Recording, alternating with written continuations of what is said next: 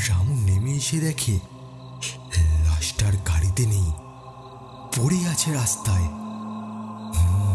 না না, লাশ তো পড়েনি, ওটা তো দাঁড়িয়ে আছে। ওটা এগিয়ে আসছে তার দিকে। ওর শরীর থেকে গলে পড়ছে পুড়ে যাওয়া মাংস, আর মুখটা ওটা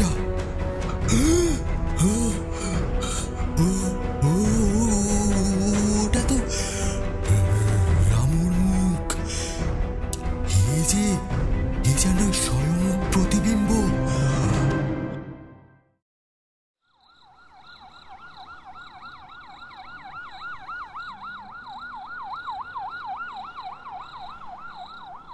রামু একজন সাধারণ মানুষ।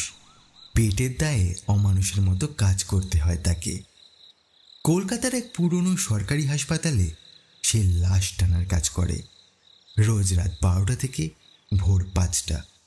শুধু সে আর প্লাস্টিক মারানো পচা গলা দেহ বলা যায় তার সঙ্গী। কখনো রাস্তায়, কখনো বা ঘন কুয়াশার মধ্যে দিয়ে চলতে থাকে তার অ্যাম্বুলেন্স। রামুর একটা ছোট সন্তান আছে, আর আছে তার স্ত্রী। অর্থকষ্টে জর্জরিত তার পরিবার, তার কাঁধেই টিকে আছে বলা যায়। আর এই কারণেই যতই ঘেন্না হোক না কেন, কাজটা তাকে করতে হয় প্রতিদিন। আর সেই রাতটাও ছিল এমনই, যেই রাতের ঘটনাটা আজ আমি আপনাদের শোনাতে চলেছি। প্রতিদিনের মতো আজও রামু সাইকেলটি দাঁড় করিয়ে মর্গের পাশে থাকা একটি রান্নাঘরে সে ঢুকে প্রতিদিনের মতো আজও গরম গরম চা বসালো।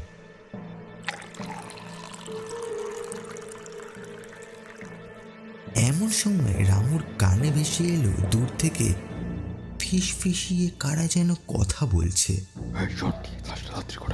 রামু চোখ কিঞ্চিত সরিয়ে দেখল, আজ রোজকার মতো তাকে না ডেকে ডাক্তার রঞ্জনবাবু বিজনদাকে দায়িত্ব দিচ্ছে। বিজনদাও রামুর মতো এই লাশ টানার কাজ করে থাকে, কিন্তু রঞ্জনবাবুর চোখে যেন আজ চাপা এক আতঙ্ক, এবং লাশটির দিকে কেমন একটা দৃষ্টিতে যেন তাকিয়ে আছে। আচ্ছা, কি এমন আছে ওই লাশে যে আজ রামুকে না ডেকে বিজনদাকে দিল এই কাজটা? এই কাজ তো রামুর করার কথা। রামু লুকিয়ে লুকিয়ে সবটাই শুনল, আর দেখতে দেখতে হঠাৎ বিজনবাবু মর্গের পাশেরই এক বেঞ্চে ঘুমিয়ে পড়লেন। রামু সুযোগ বুঝে অ্যাম্বুলেন্সের চাবিটা নিয়ে নিল তার থেকে। গাড়ির পেছনের দরজা খুলে প্লাস্টিক মোড়ানো একটা কালো পচা গলা লাশ উঠিয়ে ফেললো গাড়িতে। চোখের ভিতরে কি ভয় ছিল তার? ছিল বটে, কিন্তু দরিদ্রতার চেয়েও কি বেশি ভয় আর কিছুতে হয় না। রামু অ্যাম্বুলেন্সে উঠে গাড়ি স্টার্ট করলেন, এবং ঘন কুয়াশার মধ্যে গাড়ি চলতে লাগলো। আর হঠাৎ এমন সময় গাড়ির ভেতর থেকে শোনা গেল ঠিক তার পেছনে থাকা বডির মধ্যে দিয়েই যেন আওয়াজটা আসছে, খচ খচ খচ। রামু হালকা ভয় পেয়ে পিছন দিকে তাকালো, কিন্তু কিছুই দেখতে পেল না। সে আবারও গাড়ি নিয়ে চলতে থাকে শূন্য পথে কুয়াশার মাঝ ধরে রাস্তা দিয়ে। আর একটু এগোতেই একটা ছোট্ট চায়ের দোকান তার চোখে পড়ল। রাত তখন 3টে। রামু গাড়ি দাঁড় করালো, নামলো গাড়ি থেকে, এবং চাওয়ালাকে গিয়ে ডাক দিল, এই দাদা, একটা চা দাও তো। চাওয়ালা যেন তাকে দেখতেই পেলেন না, অথবা বলা যায় তার দৃষ্টিতেই পড়ল না সে।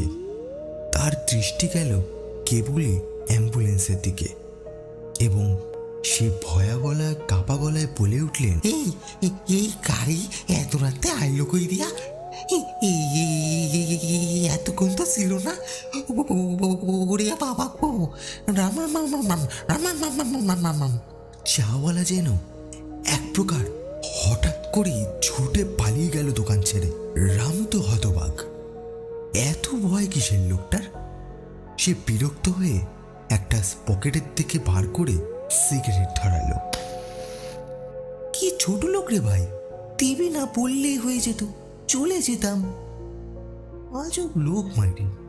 এই বলে সে গাড়িতে উঠে রওনা দিল। আবার গাড়ি চলতে থাকে আবারও কুয়াশার মধ্যে দিয়ে শূন্য পথ ধরে। হঠাৎ একটা বিকট আওয়াজ গাড়ি থেকে। মনে হলো যেন গাড়ি থেকে কিছু একটা পড়ে গেল। হে, গাড়ি থেকে লাশটা পড়ে গেল না তো আবার? রামু নেমে এসে দেখে লাশটার গাড়িতে নেই, পড়ে আছে রাস্তায়। না না, লাশ তো পড়েনি, ওটা তো দাঁড়িয়ে আছে।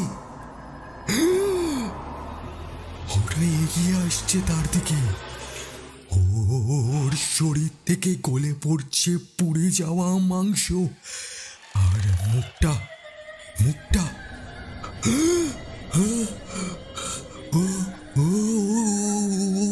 তো রামুর মুখ। এ যেন স্বয়ং প্রতিবিম্ব। লাশটা যেন এবার বলে উঠল, চিনতে পারছিস না? আমি তো তুই রে, আমরাই এক। শুধু তোর দেহে চামড়া আছে, আমার দেহে নেই। হয় না, আজ আমাদের যাওয়ার সময় হয়ে গেছে রে। চল চল চল চল চল।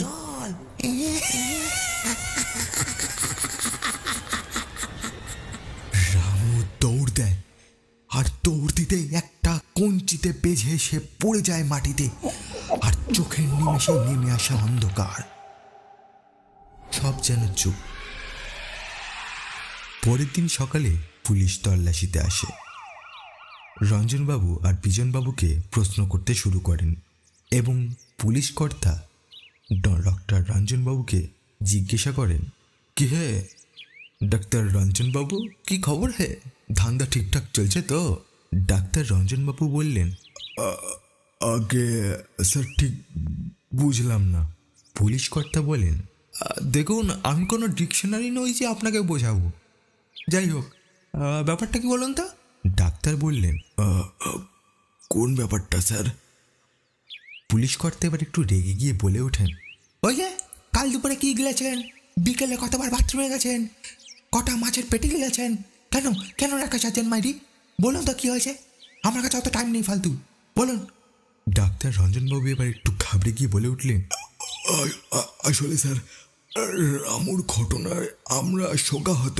পুলিশ কর্তা তার পকেটে থাকা একটা রিভলভার বার করে বলেন, দেখুন, আমার ছোট কাকা রেগে গেলে কিন্তু মুশকিলে পড়ে যাবেন মাইরি, সেটা কি ভালো লাগবে? ডাক্তার রঞ্জনবাবু এবার বলে উঠলেন, না না, বলছি। তারপরে সব খুলে বলেন পুলিশ কর্তাকে ডাক্তার রঞ্জনবাবু। ডাক্তার রঞ্জনবাবু বিজনকে বলেছিলেন যাতে হাসপাতালের রান্নাঘরে কেউ না যায়, ততদিন না যায় যতদিন না গ্যাস লিকেজ ঠিক হচ্ছে। কিন্তু বিজন সে ভালো মতোই জানত রোজ রামু এসেই আগে রান্নাঘরে যায় চা খেতে, আর সেই সুযোগটাই নেয় সে। বিজন রামুকে হিংসা করত। কেন? ডাক্তার রঞ্জন ও বাকি ডাক্তাররা একটু বেশি বিশ্বাস করত তাকে, সব কাজ দিত তাকে। এছাড়াও দুদিন আগে রামুর সাথে এই নিয়ে কথা কাটাকাটিও হয়েছিল তার। আর সে যখন দেখলো রামু আজও রান্নাঘরে গেল, বিজন তখন নেশার ভান করে শুয়ে পড়ে মর্গের এক পাশের এক বেঞ্চে। আর যেই ভয়টা ছিল ঠিক সেই ভয়টাই হলো। গ্যাস লিকেজ করে ব্লাস্ট করে আর জ্বলে পুড়ে ছাই হয়ে যায় রামু।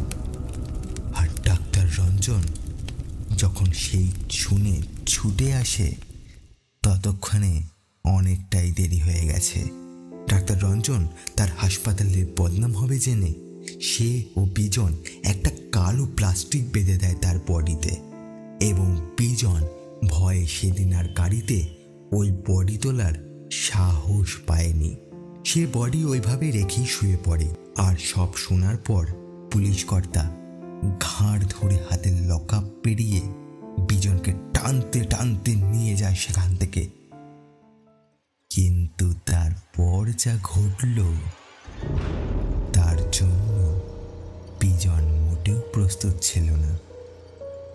পুলিশ কর্তা যখন টানতে টানতে নিয়ে যাচ্ছে, গাছের আড়াল থেকে কে ওটা হাসছে আর উকি দিয়ে কে বা দেখছে তাকে?